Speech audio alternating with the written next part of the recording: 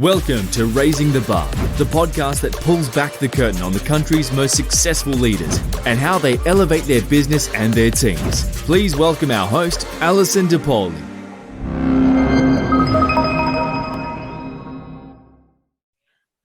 Hello, everybody. Welcome to the newest episode of Raising the Bar with Alison DePauli, where we talk to CEOs and business leaders who are raising the bar in their professional or philanthropic life. It is such a pleasure today to have Robert Lennon of Magic Marketing on the show with us. We're going to talk about some interesting things that maybe you haven't thought of before. We will put Robert's bio in the show notes. We send those out with the episode so you can pick through what we've talked about, and we'll include a whole bunch of other information also. Robert, thank you so much for joining me today. Thank you. Yeah, thanks for having me. So I have been looking forward to this. I know we have a dear friend in mutual common, and I see that you've been practicing in Home Depot lately. Yeah, I didn't expect that video to go up. I was just horsing around having some fun, and he had the camera on. So yes. So Michael is a martial artist who was a very successful, taught martial arts, still is very engaged in martial arts, and then decided he would pivot away from that so he did not kill his back. And he owns a company now called Magic Marketing, which has some very specific focuses. And I love when we talk about how martial arts and the philosophy of martial arts has infused your career. Yes. Tell us how you arrived at that. I would say in the very basic steps, and maybe even in the language of a project manager, setting milestones, but not trying to jump. A lot of people want to jump into martial arts and they say, hey, how do you become a black belt? Stop thinking about that magical goal of black belt and consider the whole journey. And along the journey, we have those individual steps. And every once in a while, we're going to stop and get some water. And every once in a while, we're going to continue and run ahead. But we're going to have little markers along the way, those milestones, like white belt, yellow belt, green belt, et cetera, as you move up. And within each of those belts, we have a certain amount of techniques or forms or kicking combinations or something that you need to learn. And so inside the belt, we're going to have little mini levels that we put stripes on the belts to help indicate those little steps of accomplishments, those little milestones. So translate that into business. Let's say we have a big project, and I was really fortunate to work with a couple of great project managers like Jay Shepard and Robin Gupta and whatnot when we were making some HIEs, and that's project management. But the project is so huge, making an HIE where we take information from, 20 different sources and 20 different programming languages and bring it into one engine to translate and transform it into one portal. So your doctors don't over medicate you or something, or take extra X-rays you don't need. Yeah. So that's a huge project, but we break it down into those mini steps. And along the way, what do you need to do first? You need to learn stances in martial arts before you can learn your own. That's how you learn your own balance. And if you can control your own balance, you can control your opponent's balance. In business, if we don't understand the foundation of our project, and we don't understand the foundation of the people we are working with and what they're looking for and how they communicate, then we're not going to be able to deliver what they're looking for. So I just like to break it down into those little baby steps and formulate the foundation so we're all on the same foundation and move forward step by step. We talk about, with my professional hat, about solving problems and how we solve a particular problem. And it's the same 3 steps every time. It is identify what the problem actually is, not the symptom of the problem, pair the correct solution, and then implement, make sure it works, refine it, all that kind of good stuff that comes after. And I think you're saying something very similar, is just understand the steps and go through one at a time. And I think so often, I run a small business myself. We're always in a rush. I'm always in a rush. And I found that accuracy is speed. If you're accurate and you follow the steps, you actually get a little further along more quickly. Right. And I think people overlook that quite a lot. Yes, a lot. And get distracted and down other tangents based on, like you were saying, if you're not focused on the issue at hand that needs to be resolved, and you're focused on who caused it or what caused it, which are things that we should do and learn lessons learned later. But at the moment, when you need to move past, you got to focus on that moment. And if you have the eye and the ability to focus on that moment, to zero in on it, then you can see, okay, here are our possible solutions. What's going to be most effective? What's going to move us forward fastest? Get beyond it. Then we can reflect back and see, how did we get there, so we can prevent that from happening again. Yes. Yeah. I also think in my own personal life, when I'm exercising and I am achieving the goals that I've set for myself, that I have an easier time of doing that in my professional life, in my personal life. Yeah. I've achieved a couple exercise milestones, for lack of a better word, and I'm amazed at how that just sort of helps me focus better during the day, not just from a being a healthy perspective, but I can just do the same process here. Right. And I think sometimes people don't make that connection. No, I agree. And I think that's an excellent point, because what it requires is consistency.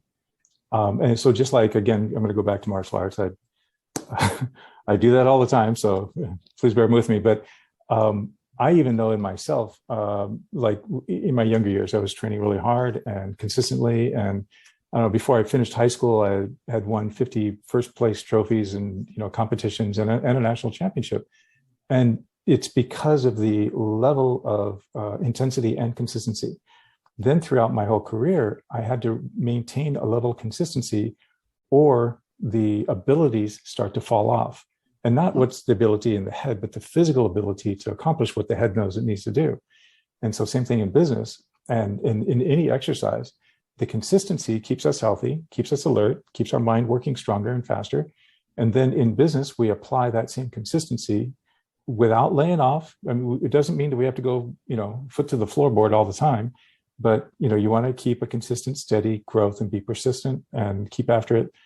You'll accomplish all those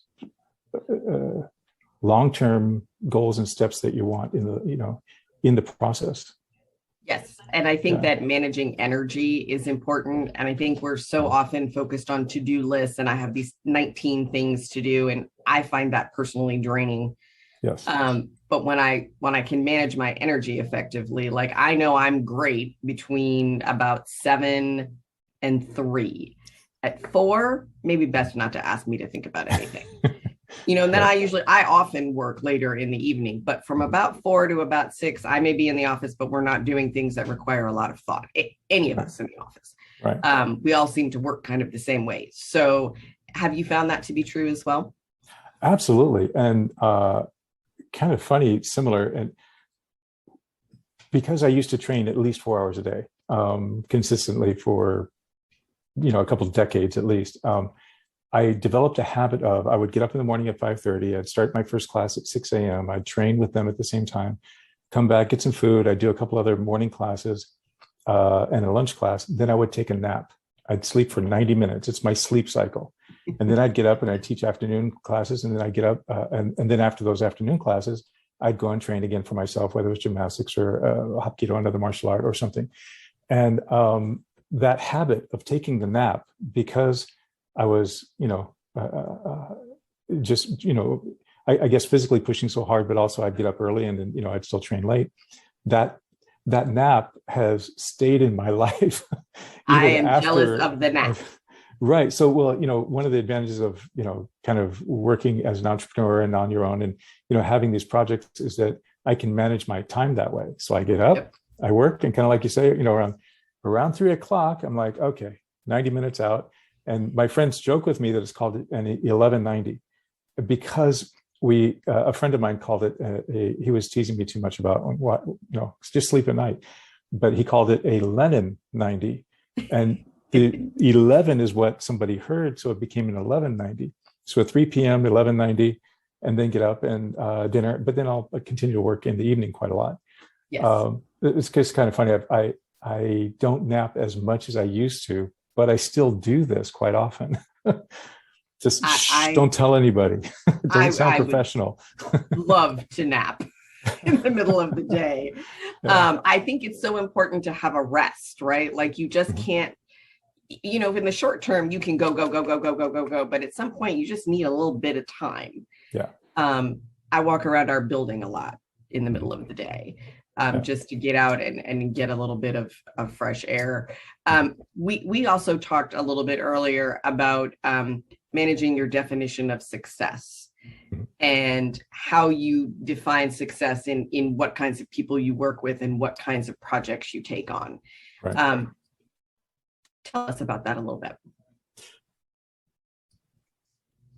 It's a big question in that there's a few different parts of it that point together, push together to the apex of it. And one of them is, if you think about it, the majority of people, why do we work so hard? Why do we work so long, so many years, so we can retire, right? Because it's the lifestyle we're looking for. We want to be able to enjoy our lives rather than, we want to work to live, not live to work.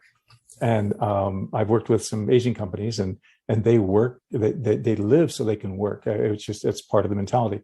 And the companies grow and blossom, they do great. However, their personal lives, that is their life, is the company. And myself, I'm not quite that guy. I'm the one who wants to have the calm, serene, peace, love in my life and be relaxed and enjoy what I do, so that I can live a lifestyle that feels like it's retired, although I'm doing work I enjoy. So how do you do that? Is you sift away all the coal and work with those diamonds. So I look for people who foundationally, core values, all that are alignment with what I like to do as well. Mm-hmm. Because every deal, big money, what does it matter if you have the headaches and stress? We're going to live longer with less stress, more headaches, and more naps. So yes, we are. Yeah. So I like to choose to work with people who we align that way, so that projects go smoother. Even if it's not bigger money, at the end of the day, if it's bigger money but more headache, we're putting in more hours and more stress, and it doesn't really make us more money. So let's, we back off on the greed and we move towards what is going to be the most comfortable on a spiritual, emotional level, so that our lives are complete that way: home, work, and play. So you talk about something called that you identify the core personality for success. And I thought that was really interesting, because you really took a little bit of time and pieced together what your strengths were. And I loved when you said that you can teach skill, but you can't teach personality. Yeah. And I think sometimes we can confuse the two. Yes. Yeah. Oftentimes. It came from when I was cognizantly thinking, okay, look, I got married. I have, 2 little ones now. They're gorgeous. I love it. My passion was not only changing, but I married late, so I didn't marry, and we didn't have our first child till I was 40. So I already had many years, at least 25 years straight of this intense passion and all this martial arts, and doing what I love, and I know where I'm good there and what I do and how I teach. I know that I know where my value is there. I didn't know necessarily what I could do outside of the martial arts world. And I never wanted to stop doing martial arts. I always wanted to participate in some way. But to make a living differently, using my mind instead of my back and doing backflips off a tree or, split kicks, whatever it is, I'm not going to do that in the next few years. So what do you do next? And so I took personality tests, the Myers-Briggs personality test, and I took the Strengths Finder 2.0 personality test. Both of them helped teach me the type of person that I am, to be cognizant and understand me, so I knew where I should go next and where I should put my focus. Because of that point, that we can teach skills. I can learn skills anywhere. I can't learn to change myself to be a different person to fit a certain kind of job. So I could say, yes, well, real estate would be great for me. I should go be a real estate agent, or a bartender, or whatever it is. But I know those things don't make my heart sing. So I know I won't be happy doing it. So it's just going down a dead end street. If I understand myself, my personality, then I'll know what direction to go. And as far as, my Myers-Briggs was ENTJ, which is the majority of successful CEOs have ENTJ. Doesn't mean I have all the skills they do. Many have more experience, more skill, more money, but I have that personality. So those kinds of things, those skills and that kind of experience will come to me easier than if I tried to fight for a skill that is just not my personality type. So that's where that came from. Yeah. I think I see that a lot. I think when you're starting a business, sometimes you have to wear all the hats, but when you know what hats you're good at and what you're not, then you have a natural progression for hats to discard. And I think your business grows faster that way. Right. I have a client who rearranged all the senior leadership, except I think the CFO, all the senior leadership positions in his organization, and his sales grew by 20%. He said, I was amazed. He said, I knew we had some people in the wrong seat, but I like all these people. I trust all these people. I know all of these people do a good job. I just think maybe we need to shift a little bit. And he did. And the business performance was remarkable, and everybody's happy. Yeah, that makes perfect sense. Yeah. They had a gentleman in charge of sales he's not a sales guy. He's a contract guy. Right. He said, so when they changed that, like all of a sudden, the sales guys were the sales guys and the contracts were right. And everybody just moved more fluidly through all of their processes. And they're an extremely process-oriented organization. Yeah. But they took the time. And I think it takes a little bit of time. They used a different process, but the idea is very similar. Everybody took some skills tests, some personality tests, and then they kind of sat and talked and figured out what they wanted to do. And it was a lot of conversation and a fair amount of work. So I think that's interesting. And I love that you teach these disciplines to your daughters. I do. A dangerous girl is a safe girl. Yes. I got that one actually from Michael Mandeville. We'll also be having on the show. Right. Yeah. And he and I met at martial arts school where his teacher and I had run into each other and became friends. And then every once in a while I'd come and help teach how to kick to their students in their black belt class. And then Michael and I met, and we've been friends now 25, 30 years. So I love his input about my daughters because he has a daughter as well. And so to keep my kids from burning out, I've taken them much slower than most would. By now, they should easily be black belts, but I've taken them slow through this process so they don't burn out. I didn't make them train as hard as I did. I had a certain specific passion for it. One of my daughters does, the other one doesn't. So I don't want them burning out. Yeah, but I do want them to be safe. And they're actually doing very well. And I'm at the point where, they say, Dad, can I go to the mall? Can I go hang out with friends or whatever? Get your black belt. You can do whatever, So don't make Dad worry. That I've never heard before. But that is a great, and you're right. A dangerous girl is a safe girl. Yeah. I mean, we pray that there's never going to be a situation we run into that will require that. But when you're prepared, and all the different aspects of martial arts that are applicable in life everywhere, as far as being confident, having a strategic outlook, because when you learn to spar, you can't just use the same one or two techniques. You have to broaden your thought process and broaden your skill level and broaden your ability to think, to solve a problem that's coming at you, and sometimes in very different ways. And so those skills are applied then in the rest of their lives everywhere else. Grades are generally higher. They do better in soccer. They do better in dance class. And, so it's one thing that my wife and I'm glad that she agreed with me. We make it mandatory. The kids must continue in martial arts and get a black belt before they graduate high school.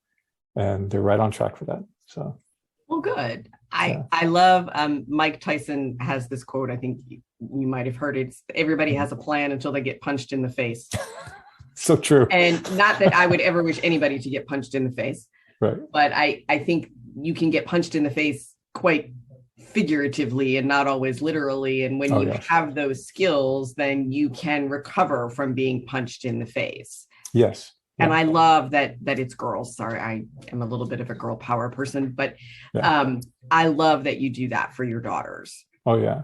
Well, and my oldest daughter, I tease her. I said, we have completely redefined what kids, when I was growing up, would say, you punch like a girl.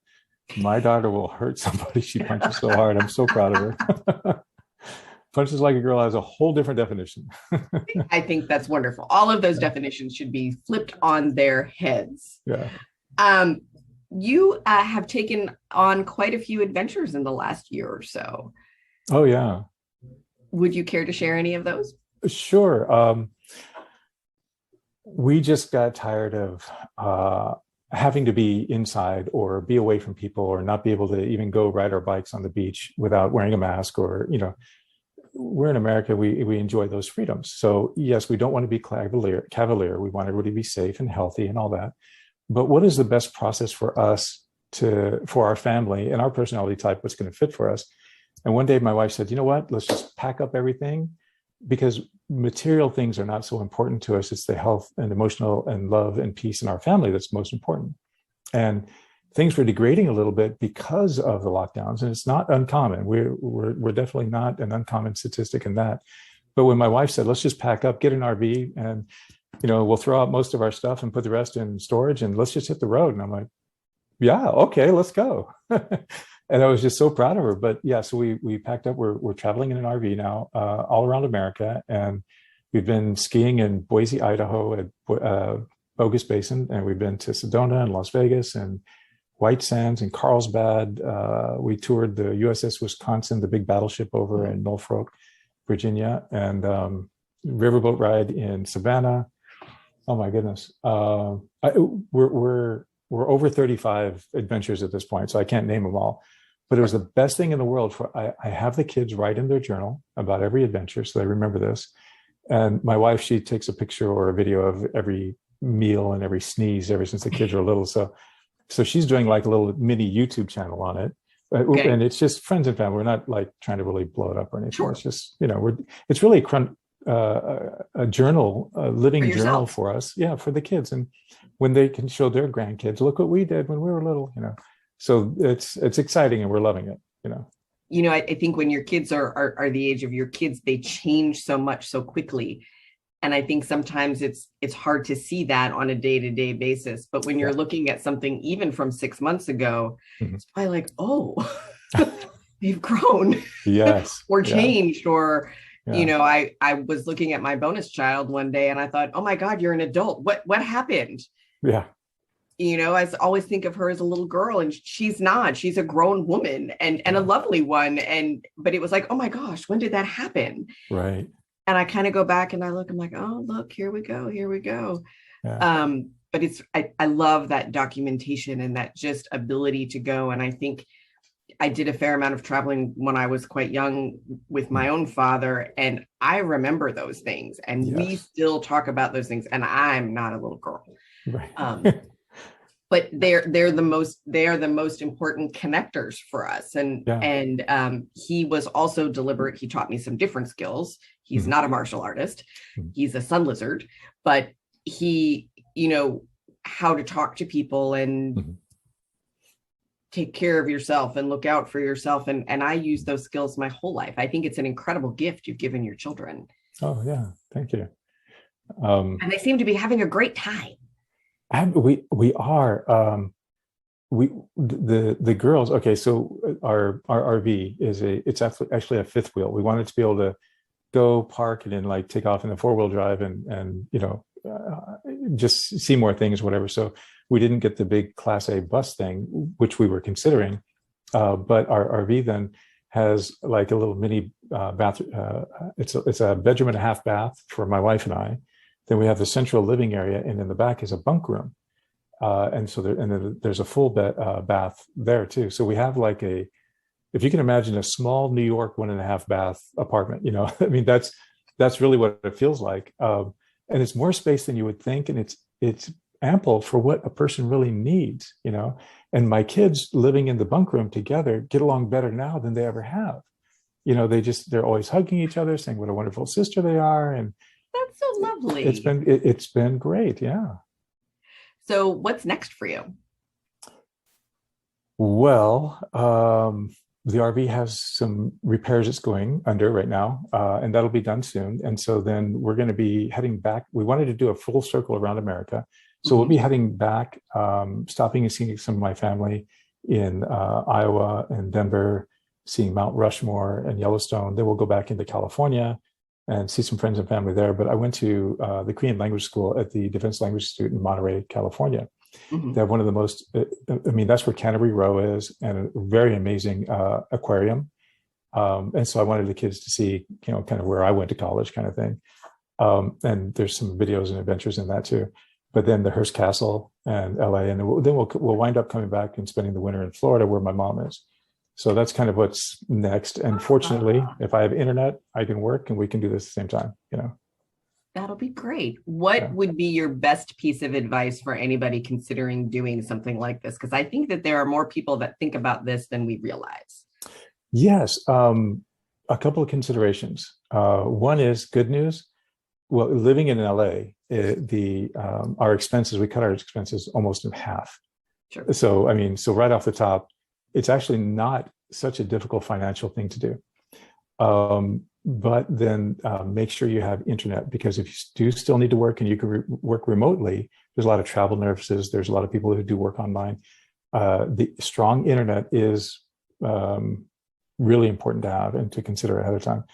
And then even though you have an RV, you still need to rent the space where you're going to park and, sleep overnight and whatnot. So there are many different programs. So really do your research really well on what to do, where to go. We belong to a membership where they have these parks all over the United States. So it makes it easier. We can plan ahead and whatnot. But plan for a completely different life. It's a complete change of lifestyle, but it's really fun. It's really fun. Yeah. So I think the biggest thing that I've taken from our conversation today is that you can teach skills, but not personality. And if you are true to your personality, you can build your life any way you want it. 100%. It's so funny. That exact last line that you said is something my mom has told me ever since I was a kid, and it didn't click until just now. I remember her saying that so many times. Do, the combination of exactly what you said, or do whatever you love doing, because then you'll be happy and successful. And she just always say, go for it. But she said exactly those words before. It was amazing you said that. Well, moms are often right. I've got a good one on that one, I got to say. Yeah. I do too. So, well, thank you so much for joining me today. And everybody, thank you for joining us as well. And be on the lookout for the next episode next week. And we'll see you again soon. We hope you've enjoyed this episode. Raising the Bar is powered by Altiqe Consulting, the country's leading independent expert in healthcare cost containment. Astute employers know there's a better way to offer health insurance, and we help them achieve it.